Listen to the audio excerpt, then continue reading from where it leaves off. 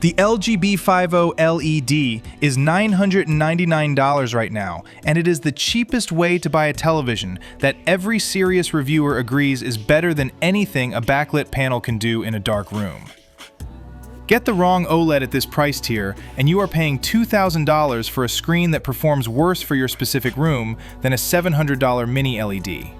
The room, the lighting, and how you actually watch.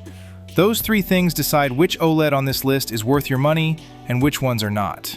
Pick one. The LG B50 OLED, 65 inches, recently seen at $999. Here is the insider that changes the B5 purchase for most buyers. LG makes two 65-inch OLEDs that look almost identical in the store. The B5 and the C5. Same panel technology, same true black pixel performance. The store displays them side by side, and the salesperson points at the C5 and says it is only a little more. That sentence has cost buyers $300 to $400 extra millions of times. The B5 at $999 uses the same OLED panel as the C5. The pixel shuts off completely for black. The contrast is OLED contrast. For a buyer whose room gets dark in the evenings and whose main use is streaming and movies, the B5 delivers the same core experience as the C5 for significantly less money. Artings rates the B5 as one of the best value OLEDs available. Tom's Guide called it the best OLED TV for most people at this price point. What Hi-Fi gave it 5 stars. 3 different publications, 3 different testing methodologies, same conclusion. At $999, the B5 is where serious picture quality stops requiring a serious justification to a spouse or a bank account. The B5 supports Dolby Vision, HDR10, and HLG. Netflix, Disney+, Apple TV+, and Amazon Prime Video all deliver their best available format to this screen.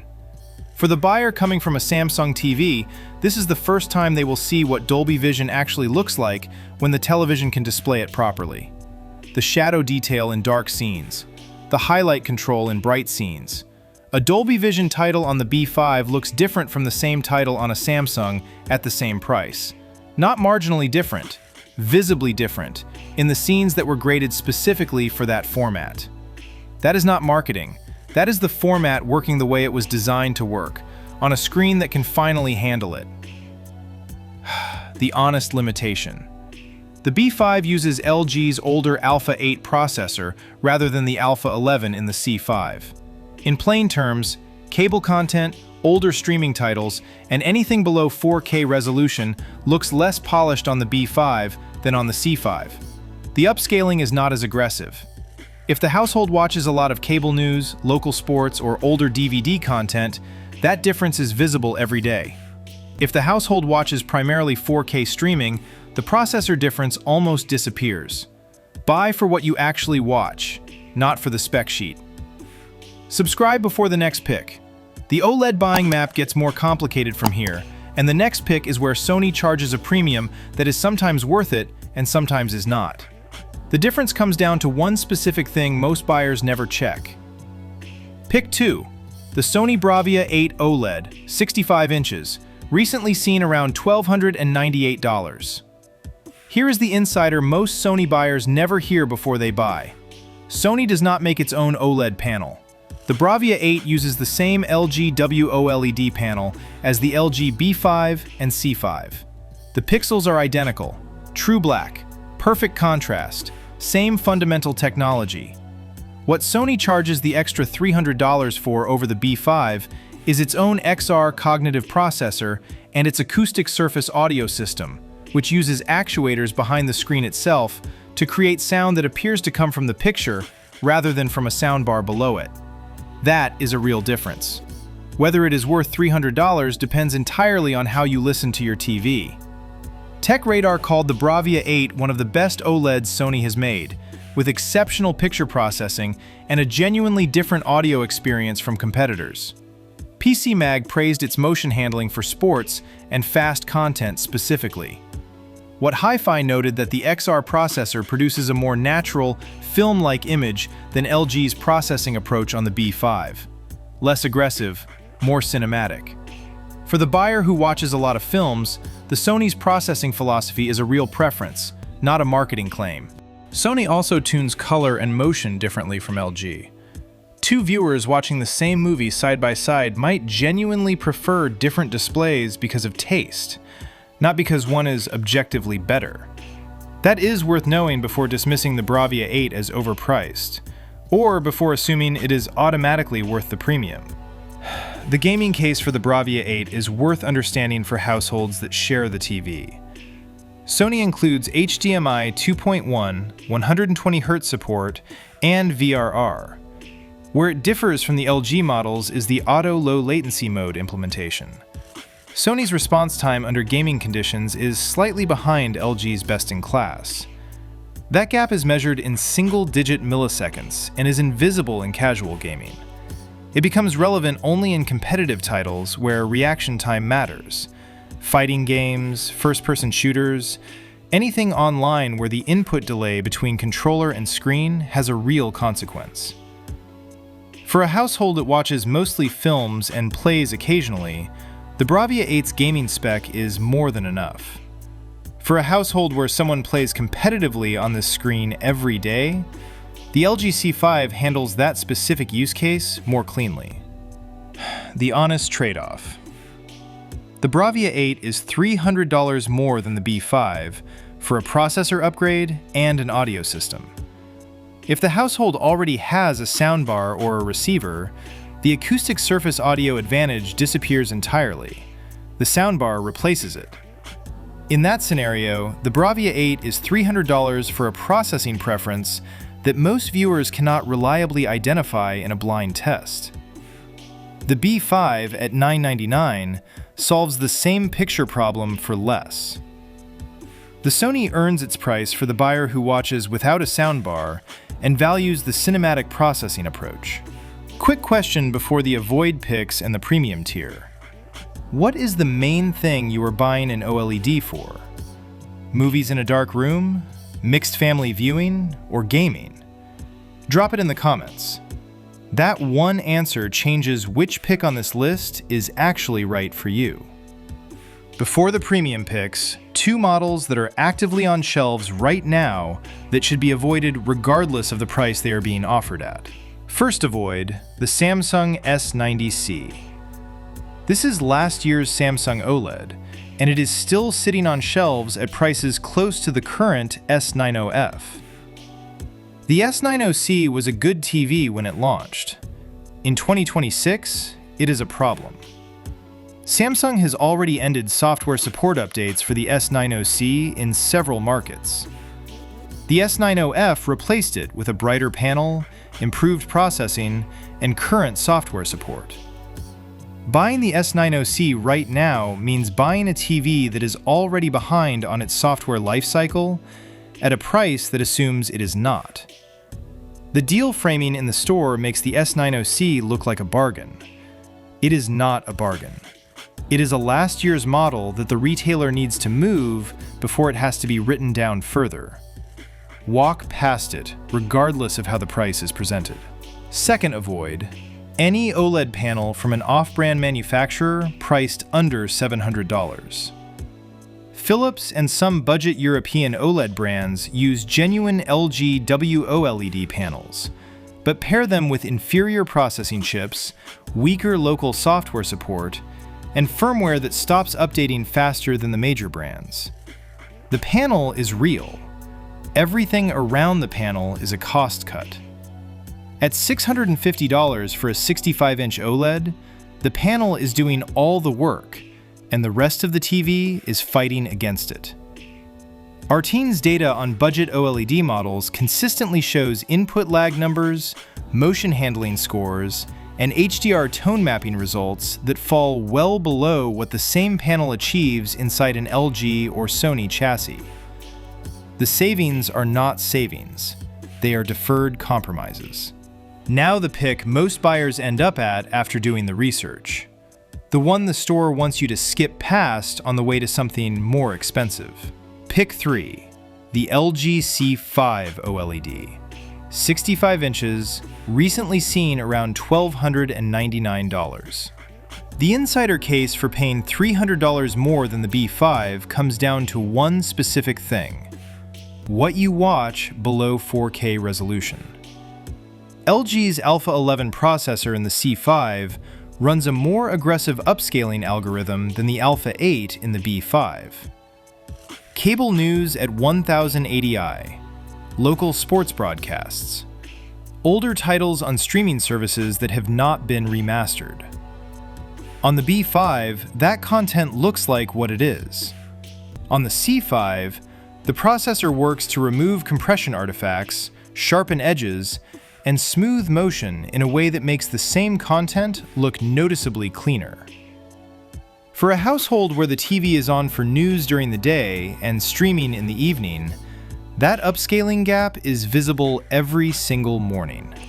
PC Mag calls the C5 a fantastic-looking OLED with vivid, accurate colors, excellent contrast and detail, and a design that holds up at close range. What hi-fi kept it on their best 65-inch OLED list for 2026? The C5 is also meaningfully brighter than the B5. Not bright enough to win against afternoon sun, this is still an OLED, and direct sunlight is still an OLED problem. But bright enough that a lamp on in the room during a movie no longer requires a conversation about whether to turn it off. Here is where the C5 becomes the sensible answer for most buyers doing serious research. The jump from B5 to C5 is real and visible in daily use. The jump from C5 to the next tier on this list is smaller and costs significantly more. That gap, where the price increases faster than the picture improves, is exactly where the store wants buyers to stop noticing. The C5 is the last step on this list where the money directly corresponds to a visible daily upgrade. Honest caveat: if the primary use is darkroom movies and 4K streaming only, the B5 at $999 delivers the same OLED core experience for $300 less. The C5 is better. The panel is the same. The contrast is the same. The true black performance is the same. What changes is the processing, the brightness ceiling, and the motion handling on lower resolution content. Whether that is $300 of daily difference depends entirely on what the household actually watches every morning, not what the spec sheet says the TV can do. Buy the B5 if the primary use is evening streaming. Buy the C5 if the TV is on during the day. This is where Samsung re-enters the conversation, and where the Dolby Vision gap becomes the most expensive footnote in consumer electronics. Pick 4. The Samsung S90F OLED, 65 inches, recently seen around $1,398. Here is the insider that every Samsung buyer deserves to hear clearly before spending $1,400. Samsung does not support Dolby Vision on any television they have ever made. Not the budget models, not the flagships, not this one. Netflix, Disney Plus, and Apple TV Plus all default to Dolby Vision when a compatible TV is connected. On the S90F, those same services default to HDR10 instead, a real but technically inferior format. The difference is most visible in dark scenes with fine shadow detail, and in bright highlights that Dolby Vision controls more precisely. For a buyer coming from a non-HDR TV, the S90F will look spectacular. For a buyer who has seen the same content on an LG OLED with Dolby Vision active, the difference is there. It is permanent. And it applies to every Dolby Vision title on every streaming service, every night. Business Insider praised the S90F for strong OLED black levels, excellent color, wide viewing angles, and gaming support that is among the best in class. RTings rated it highly for overall picture quality and noted its improvements over the S90C specifically. Brighter panel, better processing, better motion handling. The S90F is a genuinely good television. Samsung's build quality is real. The interface is fast and mature. For a buyer locked into the Samsung ecosystem, Galaxy phone mirroring, SmartThings integration, existing Samsung devices, the platform coherence is a real convenience. The gaming case for the S90F is one of the strongest on this list. 4 HDMI 2.1 ports, 144 Hz support, VRR, and one of the lowest input lag numbers RTNGS has measured on any OLED. For the household where the 65-inch TV is also the primary gaming screen, the S90F competes with anything at this size. The Dolby Vision gap does not affect gaming in any meaningful way. Games do not use Dolby Vision. For the buyer who is primarily a gamer using the TV for streaming secondarily, the S90F's format limitation matters least. The math is the math. The S90F is $1,398 without Dolby Vision. The LG C5 is $1,299 with Dolby Vision.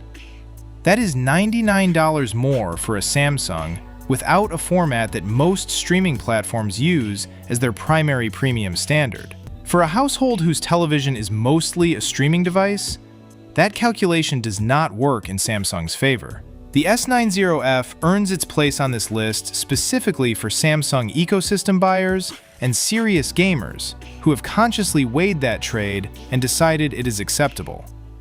For everyone else, the C5 is the better answer at a lower price. That is the 4-pick picture. The last TV on this list costs $800 more than anything above it, and it has to earn every dollar of that gap. Pick 5. The Samsung S95F QD-OLED, 65 inches, recently seen around $2,199. Stop.